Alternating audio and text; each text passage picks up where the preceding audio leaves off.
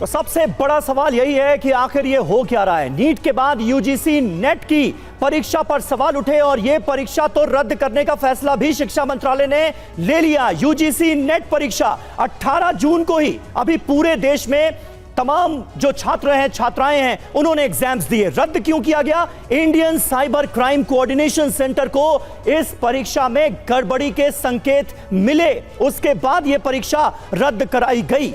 और आप देखिए कि किस तरह से 9 लाख से ज्यादा 9,08,580 स्टूडेंट्स ने कुल परीक्षा दी थी। और रद्द क्यों किया गया? क्योंकि गृह मंत्रालय के अधीन है यह संस्था। बिल्कुल। और देखिए, यूजीसी नेट परीक्षा की अगर कुछ और डिटेल्स आपको दो शिफ्ट में इस परीक्षा को करवाया गया था।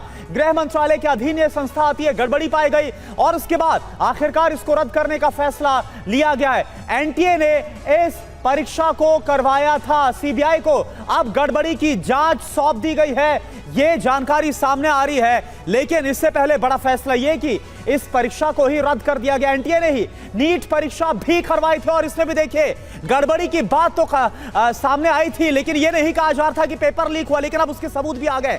सीबीआई को जांच सौंपी गई है जो यूजीसी नेट परीक्षा है। अब खास बात क्या निकल कर आ रही? पेपर लीक मोड में कार्रवाई, पेन पेपर मोड में, बिल्कुल माफ कीजिएगा, जो पेन पेपर मोड में परीक्षा बिल्कुल परीक्षा जो है पेन पेपर मोड में करवाई गई थी। और खास बात यह है देश भर में ऑफलाइन परीक्षा हुई थी, जो जानकारी इसमें सामने आई है।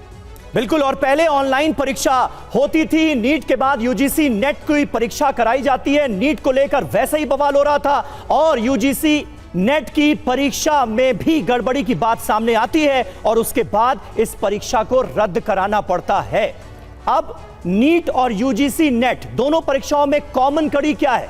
एनटीए, नेशनल टेस्टिंग एजेंसी, जो कि सवालों के कटघरे में है। इस वक्त हमारे दो सहयोगी और हमारे साथ जुड़ रहे हैं। अभिजीत हमारे साथ हैं, पीयूष पांडे हमारे साथ मौजूद हैं। पीयूष, अब मैं आपके पास आऊंगा, यह बताइए कि तमाम सबूत चीख चीख कर गवाही दे रहे हैं कि यूजीसी नेट की परीक्षा तो रद्द कर दी गई, लेकिन नीट की परीक्षा भी रद्द होनी चाहिए। छात्रों के भविष्य के साथ बड़ा खिलवाड़ किया गया है। सॉल्वर गैंग ने पेपर लीक कर दिया, छात्रों को पेपर दे दिया गया, जवाब रटवा दिए गए, उसके बाद तमाम छात्रों ने एग्जाम दिए। बचा क्या है? अब रद्द करने का फैसला लिया जाएगा, इसके बारे में सोच रहा है क्या एनटीए?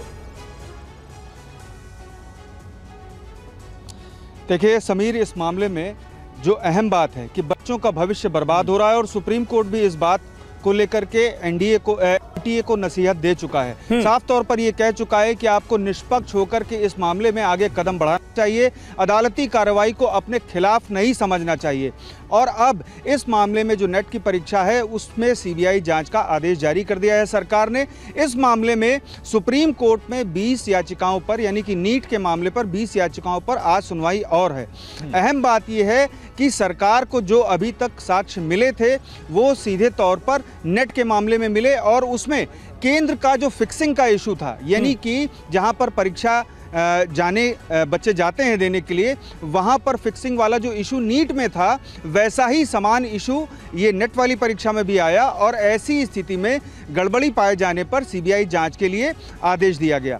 और अब इस मामले में, नीट वाले मामले में जो नीट की भूमिका है वो सीधे तौर पर संशय के घेरे में है। सुप्रीम कोर्ट भी कह चुका है और सरकार भी सारी चीजें देख रही है, लेकिन देखना यह है कि इस मामले में किस एजेंसी को जांच सौंपी जाती है। और 8 जुलाई को इस मामले पर बड़ी सुनवाई सुप्रीम कोर्ट करेगा। और अहम बात यह है कि नीट की भूमिका को लेकर के सुप्रीम कोर्ट भी सीधे तौर पर उसे नसीहत दे चुका है। अब देखना यह है कि नीट पहले फैसला लेता है या फिर बिल्कुल। पीयूष बने रहे आप हमारे साथ।